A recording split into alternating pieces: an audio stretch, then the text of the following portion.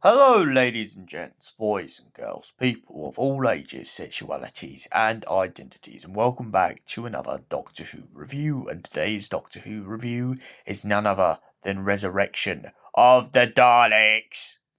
Sorry, I went a bit loud there. Of the Daleks.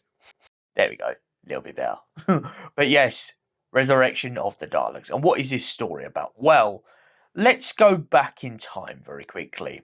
Last time we saw Davros, creator of the Daleks. He was being sent off by the Mavellans on a ship to who knows where to stand trial for his crimes against the universe, against Khalids, against everything he's ever stood for. Davros, this ancient being, is about to stand trial for being so abominable. However, suddenly, mid-space, during his freezing captation, during being frozen in captivity, Davros is awoken when a group of Daleks decide to invade his space station. With them, they bring a virus, a deadly virus in the far future, a virus that will kill anything on sight. We are then introduced to a kind of police officer who has been tasked by the Daleks to hunt down and kill any remaining part of the crew. The police officer has to go down to Earth due to the fact that some of the crew members have managed to escape through a warehouse. Well, they escape, but not for long. It also turns out that he is hunting down a bunch of Dalek duplicates. Davros has been awoken by the Daleks because not only are they struggling in the war against the Mavellans and the rest of the universe with their supercomputers, but the Daleks are also failing on one other problem: their genetic tissue. It turns out that the disease that they had been using against the humans is a disease that had been infecting them themselves. They had awoken their creator in order that they may be able to resurrect him and make it possible for them to live on. However, Davros feels like the renegade Dalek who had turned against him back in Genesis of the Dalek had his own motives of using Davros as nothing more than a slave. So Davros, being as cunning as he is, decides to infect two of the Dalek with his own formula so that they would become loyal to him and turn against all the other Daleks. However, what he did take into consideration is the experiment also happened to react with the tissue that was killing the Daleks.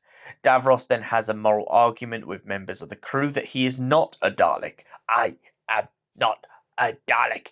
I am Davros. And begins to have this whole kind of inner conflict breakdown.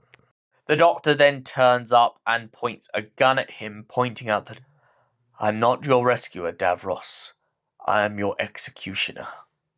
The Doctor then has an argument with Davros for a while, whilst Tegan and Turlough back in the yard keep jumping back and forth between the station.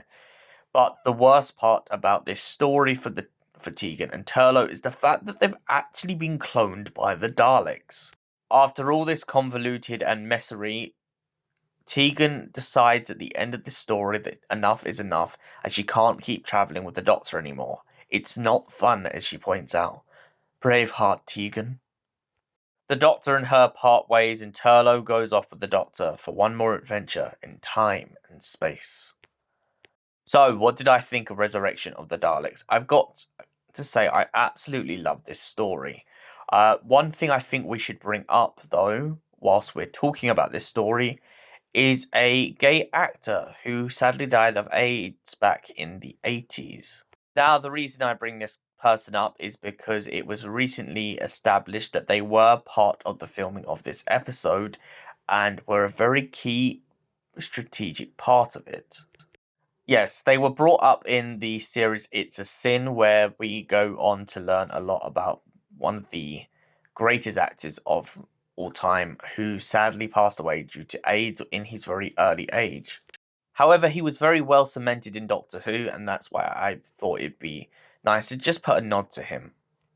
But back to what I was saying. What did I think of this episode? It's a bit of a chase around this episode, and I really do like the kind of dramatic ending with Tegan. I feel like it's a very good end off for her character, and a very good standpoint of where she can move on from travelling with the Fifth Doctor. I feel like if they'd left it any later, I don't know if it would have been as effective. But I feel like the power of this episode and the fact that there was duplicates that were going to be trained to go to Gallifrey and kill the Time Lords, I think is such a big enough threat for the Doctor in this that this episode just deserves a 10 out of 10. Thank you for watching, and we'll see you in the next Doctor Who review. Until then, stay beautiful, stay amazing, and have an incredible night, you beautiful people.